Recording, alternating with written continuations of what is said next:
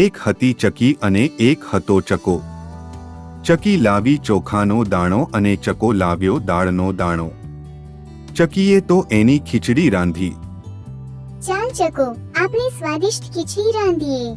હા, મને તો ખૂબ ભૂખ લાગી છે. ચકી ખીચડી રાંધી રહી હતી. ચકો, જરા ખીચડીનું ધ્યાન રાખજે, દાજી ન જાય. હું પાણી ભરીને આવું. એ ઠીક, હું ધ્યાન રાખીશ. ચકી ગઈ, પણ થોડી વારમાં ચકાને ખૂબ ભૂખ લાગી. ચકાને થયું ચકી આવે ત્યાં સુધી તો રેવાશે નહીં. ચલ થોડી ખીચડી ખાઈ લઉં છું. ચકો એક નાનકડી ચમચી ખાય, પણ પછી લોભ વધે અને આખી ખીચડી ખાઈ જાય છે. થોડી થોડી કરતા ચકાભાઈએ બધી ખીચડી ખાઈ નાખી. હાય હાય, હવે તો ચકી મને વઢશે. હું તો બધી ખીચડી ખાઈ ગયો. શું કરું? ચકો ગભરાઈને આંખે પાટા બાંધીને સૂઈ જાય છે. ચકી પાણી ભરીને પાછી આવે છે અને જોવે છે કે ચકો તો આંખે પાટા બાંધીને સૂતો છે. ચકો ને ચકો, શું થયું? કેમ સૂઈ ગયા?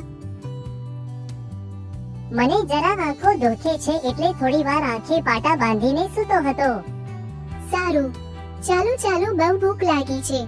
હું ખીચડી પીરસું છું, જમવા ચાલો. ચકો અને ચકી બંને ચૂલા તરફ જાય છે. ચકી ચૂલા પર રાખેલી તપેલી જુએ છે તો એ તો સાવ ખાલી છે. ચકી ગુસ્સે થઈ જાય છે. હાય હાય, ખીચડી ક્યાં ગઈ? મને શું ખબર?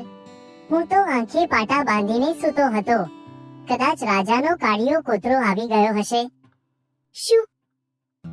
એ કેમ ખાઈ જાય? હું તો રાજાજીને ફરિયાદ કરીશ.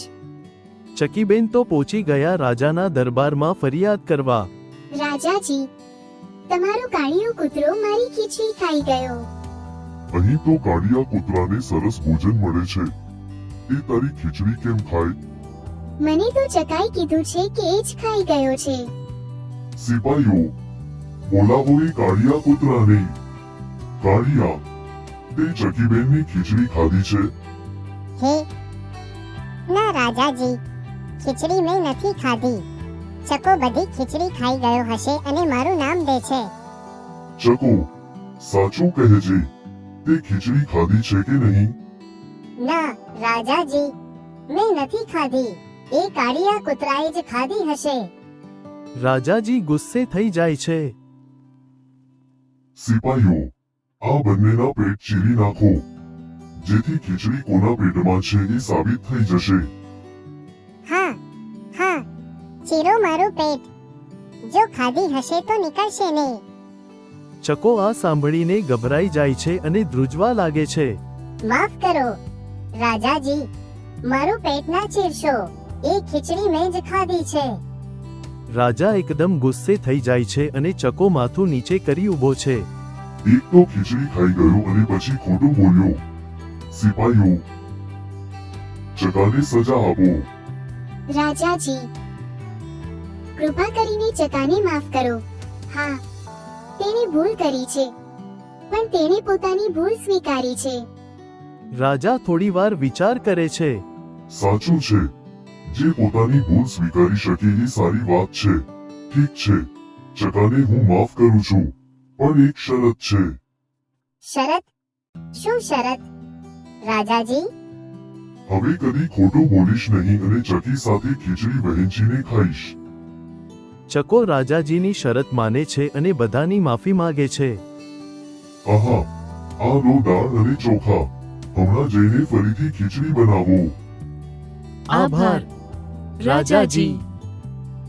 ચકી અને ચકો ખુશખુશાલ ઘેર જાય છે.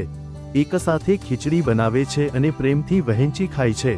અને આમ ચકી અને ચકાની ખીચડીની વાર્તાનો સુખદ અંત આવ્યો. બાળકો, આ વાર્તા પરથી આપણે બે મુખ્ય બોધપાઠ શીખ્યા છીએ. આપણે હંમેશા સત્ય બોલવું જોઈએ, કેમ કે ખોટું બોલવાથી આપણી મુશ્કેલી વધે છે. અને બીજું, આપણે હંમેશા જમવાનું આનંદ અને પ્રેમ વહેંચવો જોઈએ, કારણ કે ખુશી વહેંચવાથી વધે છે. તો ચાલો આપણે પણ આ વાતો આપણે જીવનમાં અપનાવીએ. નવી મજાની વાર્તા સાથે ફરી મળશું. આવજો.